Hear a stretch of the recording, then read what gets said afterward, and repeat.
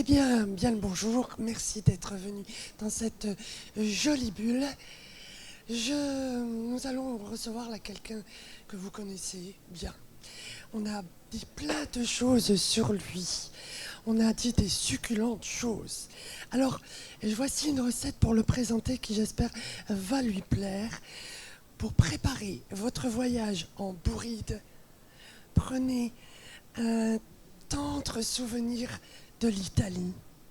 Ajoutez un filet de poisson bleu, parsemez quelques subtils grains parfumés des coins du monde, laissez mijoter à tendresse sous les plus belles étoiles et vous vous régalerez d'aventures inattendues, mais toujours goûteuses, sublimées par Monsieur Nicolas Isnard.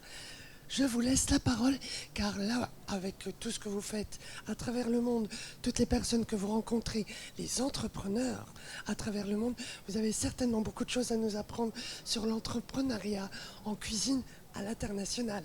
Merci Nicolas. Bonjour à toutes et à tous. Nicolas Isnard, auberge de la Charme à Prenois, une étoile Michelin. Aujourd'hui, le sujet, c'est entreprendre à l'international. Comme vous le savez ou pas, moi j'ai une expérience à l'international depuis maintenant une vingtaine d'années.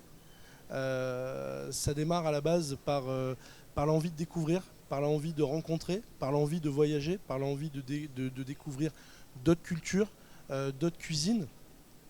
Et ça se fait avec l'audace et surtout l'envie et surtout le besoin au démarrage. Je me rappelle aujourd'hui qu'il y a 20 ans quand je suis rentré, enfin il y a 30 ans quand je suis rentré en cuisine, on m'a posé la question pourquoi je voulais être cuisinier. J'ai répondu pour voyager. C'était la première chose que j'ai répondu. Je l'avais oublié et il n'y a pas longtemps je m'en suis rappelé. Et au final ça a toujours été le fil conducteur de ma carrière. Moi je voulais partir très jeune à l'étranger. J'ai une formation plutôt traditionnelle française avec des chefs qui m'ont plutôt dit reste en France, c'est important que tu fasses ta formation en France et tu voyageras plus tard quand tu auras un poste à responsabilité. Sauf qu'une fois que vous avez un poste à responsabilité et puis qu'on vous propose de rester en France avec des postes de chef de cuisine, vous ne voyagez plus et vous avez votre position de chef de cuisine en France.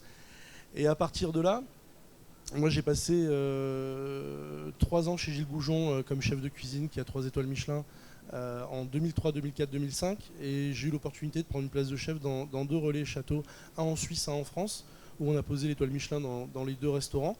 Et au bout de 2 ans on s'est dit pourquoi pas entreprendre et pourquoi pas acheter une maison. Donc on a pris l'auberge de la Charme, on l'achète en juin, enfin on démarre en juin 2008. Pour remettre un peu le contexte, juin 2008, crise des subprimes. On n'est pas bourguignon, personne ne nous connaît. Donc une année très difficile, avec l'objectif de qualité et d'excellence pour aller chercher une étoile Michelin, puisque elle est vacante. Donc ça, c'est un vrai objectif. Et puis à la fois, le client n'est pas là, en face de nous. Donc il y a nécessité, on est associé avec David depuis 2008, effectivement, et ça fait 20 ans maintenant qu'on travaille ensemble. Et à ce moment-là, je dis, écoute, on va pas rester tous les deux dans la cuisine, je vais commencer à voyager. Puis moi, j'avais commencé à faire 2-3 pop-up un petit peu en Asie, particulièrement à Singapour, Chine. Et puis je suis parti à la base sur LinkedIn. Et j'ai commencé à envoyer des CV à des chefs de cuisine dans des gros hôtels, à des F&B directeurs en disant voilà, je suis chef étoilé, est-ce que vous cherchez des guest chefs pour votre hôtel. J'ai dû envoyer 100 CV, 100 demandes, et là-dessus j'ai eu 5% de retour. Donc j'ai commencé à voyager, c'est plutôt pas mal en fait en prospect au final. J'ai commencé à voyager comme ça. Et en fait quand vous faites le job, on vous rappelle l'année d'après et puis on commence à vous coopter. Et on va dire en une dizaine d'années, je suis passé de 3-4 pop-up par an à 6 mois dans l'année. Et quand vous êtes à l'étranger et que ça se passe bien, vous avez des investisseurs qui viennent vous voir et qui vous disent ce serait bien que tu viennes ici et que tu t'installes. Et puis à cette époque-là, on avait encore une petite équipe, donc j'étais pas prêt. Et en 2017, je prends la décision d'ouvrir 2 restaurants en même temps à l'étranger, un à Tbilissi en Géorgie et un à Chiang Mai en Thaïlande. On ouvre pendant 3 ans. L'aventure est plutôt sympa et on termine en 2020, voilà, juste avant le Covid. Et en fait, tout ça pour dire que le réseautage et la consistance et la régularité fait que c'est une toile qui se tisse. Comment je démarre sur le premier pop-up que je fais, vous avez généralement des responsables, que ce soit le chef de cuisine, que ce soit le F&B directeur, ont des contrats de 2 ans dans les hôtels. Peu importe au moment où vous passez, si 6 mois après, je vais vous donner un exemple, je fais un pop-up à Saigon en 2010, le chef exécutif part à Macao, le F&B directeur part à Bangkok, l'année d'après je me retrouve à faire une promotion à Bangkok, une promotion à Macao. Là-dessus, vous rencontrez à Bangkok un autre chef exécutif, vous rencontrez à Macao un autre F&B directeur qui commence à bouger et qui pense à vous parce que vous avez fait une bonne promo et ça s'est plutôt bien passé. Et au final, vous avez une toile qui commence à se tisser et un réseautage, du networking qui commence à se mettre en place. Et puis après, sur le consulting, c'est du récurrent, c'est des contrats annuels. En 2020, je dois ouvrir 5 restaurants à l'étranger, un sur Shanghai, 2 sur Chiang Mai où j'étais déjà installé, où on prend la décision de s'installer et de prendre un consulting dans un autre hôtel. Un à Abu Dhabi. L'histoire fait qu'aujourd'hui, je suis sur Abu Dhabi. On a ouvert cette année au Shangri-La, qui est un hôtel 5 étoiles sur Abu Dhabi. Et ça se passe en décembre 2022, où il me demande, après Covid, si le projet m'intéresse toujours. On y est retourné en 2023 et on a ouvert cette année au mois de mars. Et là, je viens d'ouvrir il y a 1 an à Riyad, sur l'hôtel Fairmont, un steakhouse. Et aujourd'hui, plusieurs projets sur pas mal de concepts. Maintenant, la réflexion, c'est de se dire comment on scale, comment on arrive à dupliquer des standards. Et chose que j'ai jamais réussi à faire parce qu'on fait tout le temps du sur-mesure sur chaque établissement. Aujourd'hui, la réflexion, c'est de se dire, est-ce qu'on est capable de monter un concept et de le franchiser? C'est ma prochaine étape. Voilà en quelques lignes ce que je fais à l'étranger. Est-ce que vous avez des questions? Je vous apporte le micro. Nicolas, est-ce que tu trouves qu'il y a une dynamique plus facile économique à l'étranger ou en France? Je trouve qu'il y a une dynamique plus facile à l'étranger. Ouais. Simplement, économiquement, on va parler. Ah oui. Mais c'est pas que ça. Moi, l'étranger m'a apporté beaucoup de choses en management, parce que tu manages pas quelqu'un qui gagne 300 € par mois pour acheter son bol de riz, plutôt que quelqu'un en France qui a un salaire décent. Ouais. Donc déjà en termes de management, c'est pas du tout la même chose. Donc moi, ça m'a beaucoup apaisé. Ça te permet d'être, tu sais que, ce métier-là est quand même assez militarisé. Tu m'as connu, tu m'as connu il y a 15 ans où j'étais un peu plus énergique ou énervé, je sais pas, qu'aujourd'hui. Aujourd'hui, je suis beaucoup plus apaisé parce que ces expériences-là font que il y a un moment, tu te dois te dire que tu sauves pas des vies, que tu dois donner du plaisir. Et en fait, le discours que tu peux avoir avec des journalistes en disant la cuisine, c'est donner du bonheur aux gens, etc. Il faut que tu puisses l'appliquer en back-office et de pouvoir dire il faut que tu sois dans une dynamique de bienveillance. Donc ça, déjà, ça apporte des choses. Et pour la partie économique, je vais te donner un exemple. Tu fais 1 million en France, tu sors entre 6-8 de rentabilité, donc entre 60 000 et 80 000. Tu fais 1 million en Thaïlande, par exemple, tu fais 300 000 de bénéfices. Donc tu peux réinvestir plus facilement. Tu as une équipe de 10 en France, tu as une équipe de 30 en Thaïlande. Ça veut dire que tu as du confort, tu as des équipes, tu as forcément de la qualité sur le client. Tu fais vivre plus de monde? Forcément. Tu fais vivre plus de monde? Forcément. Donc économiquement, je pense qu'aujourd'hui, il est plus facile d'aller à l'étranger et le travail. La valeur travail est encore présente. Je ne vais pas être le vieux con qui dit oui, en France on bosse pas, mais c'est un constat. Moi, ça fait 16 ans que je suis installé. J'ai toujours vu mes confrères dire ouais, le staff, on a des problèmes. Moi, j'ai jamais vécu ça en fait, parce que j'ai une équipe, tu les connais un peu tous, qui sont là quand même depuis 8 ans, 10 ans, 12 ans, 13 ans, pour certains depuis le départ.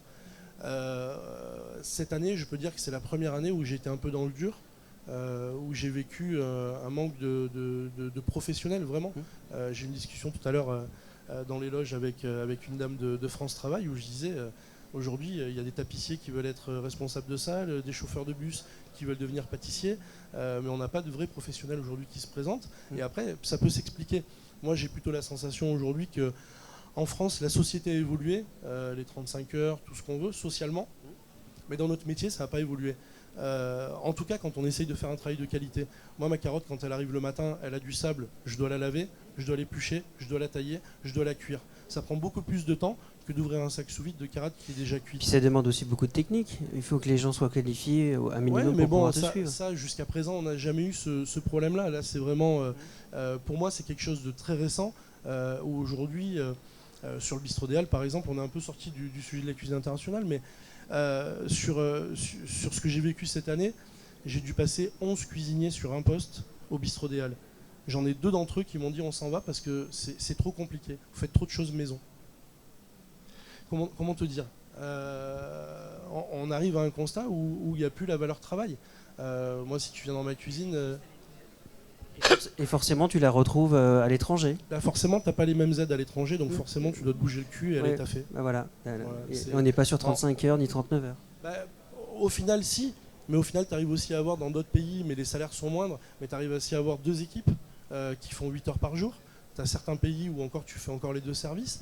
Mais pour nous, aujourd'hui, la plus grosse difficulté économique, c'est d'arriver à faire bosser des gars. Comment tu fais quand tu dois laver, éplucher, tailler ta carotte pour faire 8 heures par jour? C'est juste impossible. Vous faites un constat très simple. Si vous venez au restaurant, vous-même consommateur, à 13h, 13h30, moi, les gars en cuisine, ils sont là depuis 8, 9h le matin.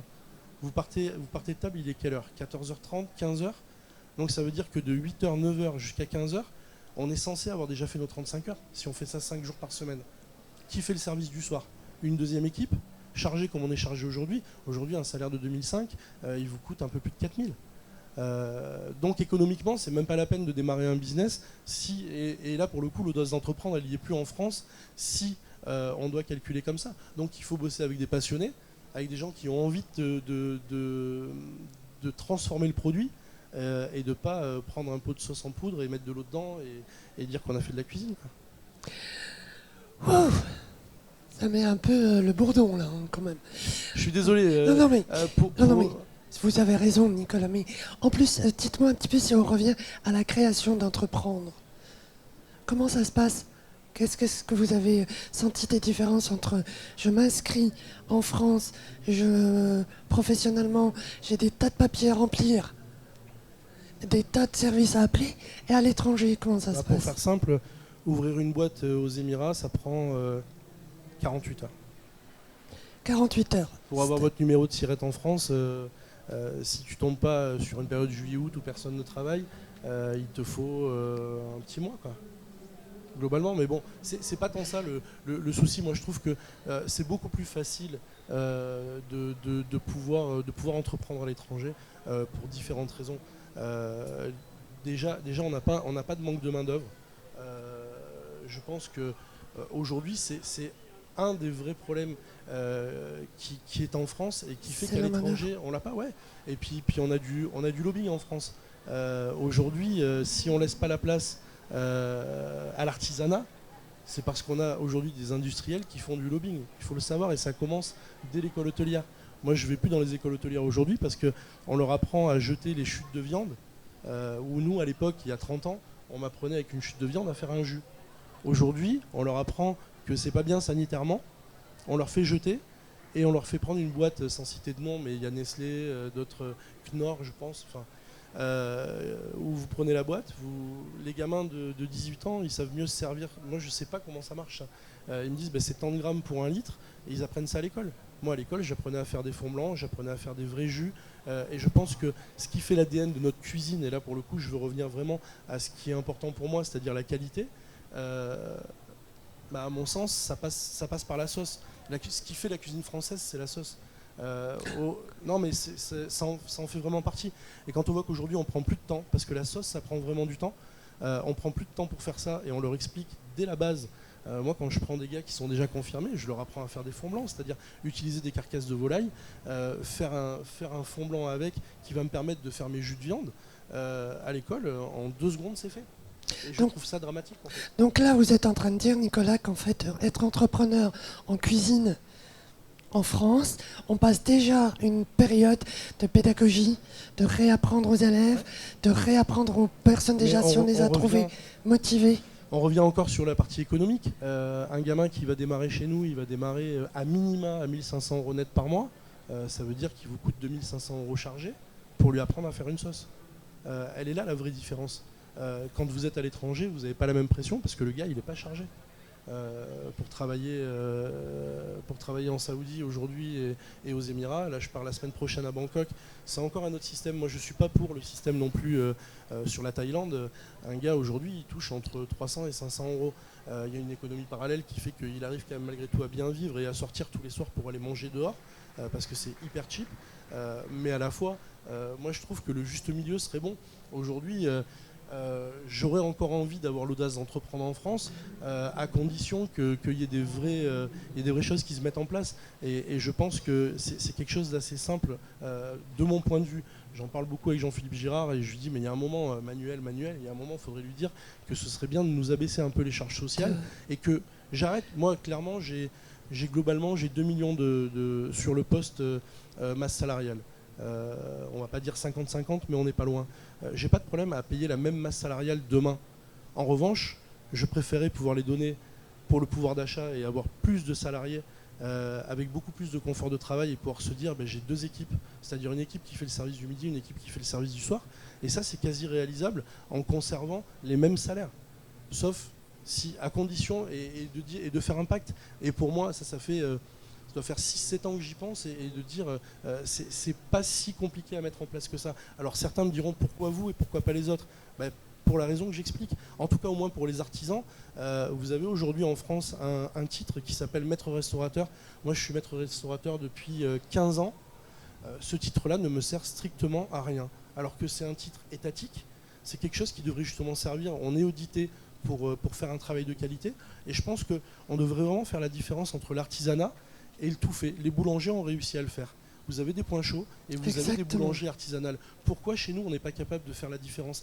Restaurant McDonald's, restaurant Auberge de la Charme par exemple, on a exactement les mêmes conditions, on est exactement dans les mêmes conventions collectives et ça c'est pas normal. Ils peuvent travailler avec des étudiants parce que c'est pas un problème de prendre un steak surgelé, de le mettre sur une plaque à snacker, de sortir des buns qui sont déjà faits et d'ouvrir des salades, des sachets de salade, ça c'est pas un problème. Pour nous, il faut un peu plus de technique, un peu plus de formation, un peu plus de professionnalisme. C'est ce qui fait chez nous l'artisanat et c'est ce qui a fait notre force. Aujourd'hui, quand on dit oui, vous êtes patrimoine mondial de l'UNESCO, super, mais pourquoi faire?